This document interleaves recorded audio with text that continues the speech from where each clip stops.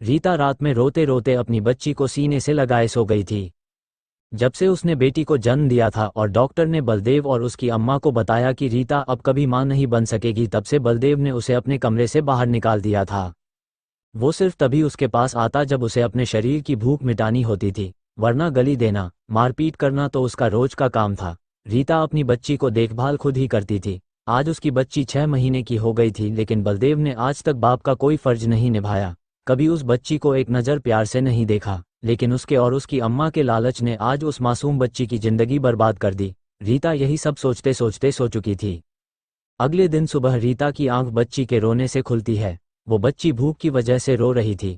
रीता उसको दूध पिलाती है तो वो फिर से सो जाती है। वो उसके माथे को चूम उसकी साइड तकिया लगाकर चली जाती हैं। रीता सुबह की चाय बना रही थी, तभी अम्मा चिल्लाते हुए, अरे चाय मिलेगी, आज की भूखा ही मार डालेगी। इस कलमुही को अपने घर की बहू बनकर माहरे तो भाग्य ही फूट गए हैं। पता नहीं कौन से पाप किए हैं कि ये माथे मारी है भगवान ने। उनकी बात सुनकर रीता कोई जवाब नहीं देती और जल्दी जल्दी से चाय लेकर उनको दे देती है। चाय का कप पकड़कर अम्मा जानकर कप को झलका देती हैं, जिससे गर्म चाय रीता के हाथ पर गिर जाती है और रीता अपने हाथ को दर्द से झटकने लगती है। अम्मा उसको ऐसे देख चिल्लाते हुए, अब जा न काहे सर पर खड़ी हैं, चैन से चाय भी ना ही पी सकत है का कोई, चल जा अंदर। रीता अपना हाथ पकड़ उस पर फूंक मारती हुई नम आंखों से अंदर चली जाती है। थोड़ी देर में बलदेव भी बाहर आता है और चिल्लाते हुए, ये रीता चाय लेकर आ। रीता जल्दी से चाय लाकर उसको दे देती है। बलदेव उसको घूरता हुआ चाय का कप पकड़ लेता है। एक घूंट जैसे ही पीता है वैसे ही उसका फोन बजता है। बलदेव एक हाथ से फोन उठाता है, उधर से जो कहा गया उसको सुनकर झटके से खड़ा हो जाता है और गुस्से से चाय का कप उठाकर फेंक देता है। उसके ऐसे करने से रीता डर से 2 कदम पीछे हो जाती है। अम्मा उसके पास आकर, क्या हुआ लल्ला, काहे इतना गर्म हो रहे हो, किसका फोन था? बलदेव गुस्से से रीता को देख अपनी अम्मा से, अम्मा वो कलमुही छोरी सब बर्बाद कर दी। ठाकुर साहब के गांव से फोन आया था, उन्होंने बताया कि कल रात यहां से वापस जाते समय ठाकुर साहब की गाड़ी का एक्सीडेंट हो गया और उसमें ठाकुर साहब और उनका बेटा दोनों ही नहीं बचे। उसके इतना कहते ही रीता धम से नीचे गिर जाती है। अम्मा गरजते हुए, हम तो पहले ही बोले थे कि वो मनहूस है। एक दिन न हुआ ब्याह को और मनहूस अपने पति को खा गई, अब तो हमारे पैसे भी चले गए लल्ला, कहकर बैठ जाती है। बलदेव गुस्से से रीता के पास आकर जोर से उसको लात मारते हैं। उसके ऐसा करने से रीता पीछे हो जाती है। बलदेव उसके पास अपने घुटनों पर बैठ उसके बालों को पकड़ गुस्से से, तुझसे और तेरी उस मनहूस बेटी से मेरी खुशी देखी नहीं गई। तुम दोनों ही मेरे लिए अभिशाप हो, एक दिन भी मेरा खुशी से नहीं बीत पाया, कहकर उसको झटके से छोड़ देते हैं। रीता तो सदमे में थी, इतना होने के बाद भी उसने उफ तक नहीं की थी। वो तो बस ये सोच रही थी कि उसकी नन्ही सी परी की जिंदगी अब सही मायने में बर्बाद हो गई। अम्मा उसके पास आकर उसको आदेश देते हुए, एक बात याद रखियो, तेरी बेटी विधवा है। उनके इतना बोलते ही रीता अपनी आंखें भींच लेती है। अम्मा गरजते हुए, आज के बाद वो कोई भी सुहागन वाले कपड़े और श्रृंगार नहीं करेगी, सादे कपड़ों में रहेगी। जब बड़ी हो जाए तो समझा देना उसको कि विधवा है वो। अगर कोई भी ऊंच नीच हुई तो मुझसे बुरा कोई नहीं होगा और वो इसी 4 दीवारी में रहेगी। अगर कहीं जाएगी तो मेरी और बलदेव की इजाजत लेकर जाएगी, समझी कि नहीं? रीता रोते हुए उनके पैर पकड़कर, अम्मा ऐसा जुल्म मत करो मेरी बेटी पर, बच्ची है वो, उसको तो इन सब बातों का ज्ञान भी नहीं है। उसकी क्या गलती इन सब में, मासूम है वो अम्मा, चाहे तो मुझे मार लो, पर मेरी बेटी पर जीते जी इतने जुल्म मत करो अम्मा। वो बच्ची है अभी, कैसे रहेगी रंगों के बिना? उसकी बात सुनकर अम्मा उसको झटक देती हैं तो वो दूर हो जाती हैं। अम्मा उसके बालों को पकड़ उसका चेहरा ऊपर करके, मेरी बात ध्यान से सुन, मासूम नहीं है वो, मनहूस है, समझी? मेरे सारे सपने तो खा ही गई और आज अपने पति को भी खा गई। सुन ले कान खोलकर, उसके गले का मंगलसूत्र निकाल दे और मांग का सिंदूर साफ कर दे। आज के बाद उसका इन सब चीज़ों से कोई लेना देना नहीं है और उसको सादे कपड़े पहनना चालू कर दे। किसी चीज़ का कोई भी शौक उसके लिए नहीं बने, समझी ना, कहकर उसके बालों को झटके से छोड़ देती है और अंदर चली जाती है। बलदेव भी अपनी अम्मा को जाता देख गुस्से से बाहर चला जाता है। पीछे रीता बेबसी से चिल्लाते हुए, अम्मा बच्ची है वो, मत करो उसके साथ ऐसा, कैसे जिएगी मेरी बच्ची बिना रंगों के? अम्मा मनहूस नहीं है वो, मासूम है मेरी बच्ची, अम्मा बहुत छोटी है वो, मत करो उस पर इतना जुल्म, कहकर जोर जोर से रोने लगती है। उसका रोना इतना दर्दनाक था कि कोई भी सुन ले तो काम जाए, लेकिन उस घर में रहने वाले इंसान कहाँ थे, वो तो जानवर को भी पीछे छोड़ रहे थे। बच्चे के रोने की आवाज़ सुनकर रीता थके कदमों से अंदर जाती है तो उसकी बच्ची अपने छोटे छोटे हाथ पैर चलाकर रो रही थी। रीता उसके पास जाकर उसको अपने सीने से लगकर बेतहाशा रोने लगती है। अपनी माँ का एहसास पाकर वो बच्ची चुप हो गई थी। रीता उसको चुप देख अपने से अलग करती है तो वो अपनी बड़ी बड़ी आंखों से उसको ही देख रही थी और हाथ पैर चलाते हुए आवाजें निकाल रही थी। रीता की नज़र उसके गले और मांग पर पड़ती है तो उसको फिर से अम्मा की कही बात याद आ जाती है और उसका रोना बढ़ जाता है। वो उस नन्ही सी जान को अपने सीने से लगाए जार जार रो रही थी। वो छोटी सी बच्ची भी अपनी माँ का रोना सुन रोने लगी थी। रीता बच्ची को रोते देख उसको पुचकारते हुए, ना मेरा बच्चा चुप हो जा। अब तो भगवान का सहारा है बेटा, अब वो ही कोई चमत्कार कर सकते हैं। ये लोग तो बहुत बुरे हैं बेटा। अब भगवान ने तुझे मेरी झोली में डालकर एक गलती तो कर ही दी, लेकिन वो अब तेरे साथ कुछ बुरा नहीं होने देंगे।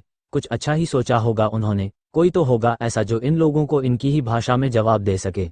वो बच्ची अपनी माँ की बातें सुनकर अपने हाथों से उसके चेहरे को छूकर गू गू की आवाज़ कर रही थी, जैसे अपनी माँ की सारी बातें जानती हो।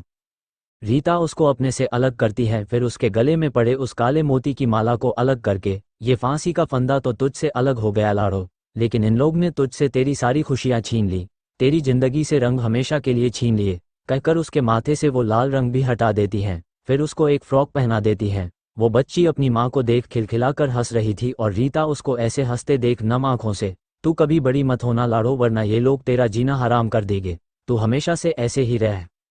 रीता अपने दुख में वो बात बोल रही थी जिसका कोई मतलब ही नहीं था। उसकी लाड़ो को एक न एक दिन तो बड़ा होना ही था। समय के आगे किसका जोर चलाता है। उस नन्ही सी गुड़िया की जिंदगी में भगवान ने कितने दुख लिखे थे ये तो समय ही जानता था, जो अपनी रफ्तार से आगे बढ़ रहा था।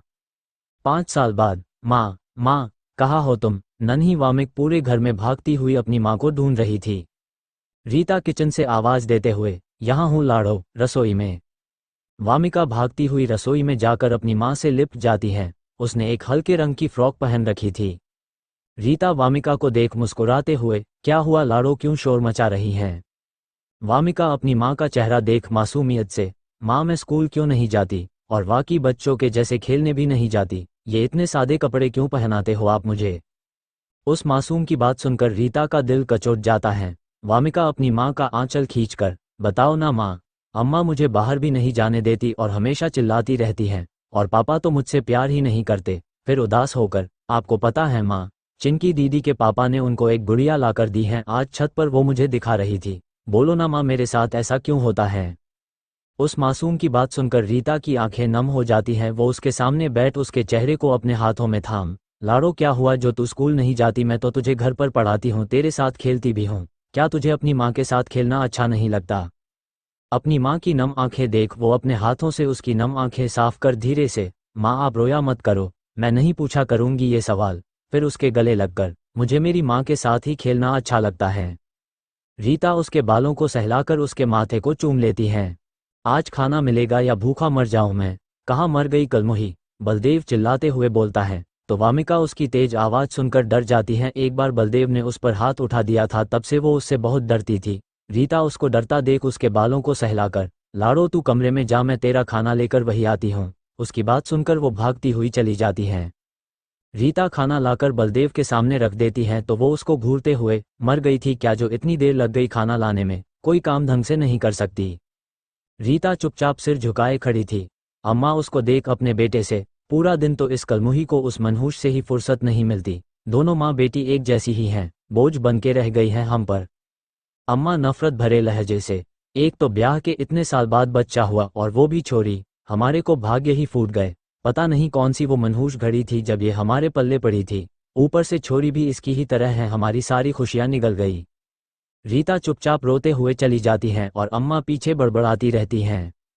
रीता वामिका का खाना लेकर कमरे में जाती हैं तो वो अपनी पुरानी गुड़िया से खेल रही थी। रीता मुस्कुराते हुए अंदर जाती हैं और उसको अपने हाथ से खाना खिलाती हैं। वामिका खेलते खेलते खाना खा लेती हैं। रीता उसको खाना खिलाकर उसका मुंह साफ कर उसको बैठने का बोल चली जाती है। अपना सारा काम करने के बाद वो थोड़ी देर वामिका को पढ़ाती हैं और फिर उसके साथ खेलती हैं। वामिका थककर सो जाती है। रीता भी उसके सिर को सहलाते हुए वही उसके पास लेटकर आंखें बंद कर लेती है। रीता पढ़ी लिखी थी, ज्यादा तो नहीं, लेकिन इतना तो उसको आता था कि वो वामिका को बता सके। वाकी का वामिका थोड़ा बहुत पड़ोस में रहने वाली चिंकी से सीख लेती थी।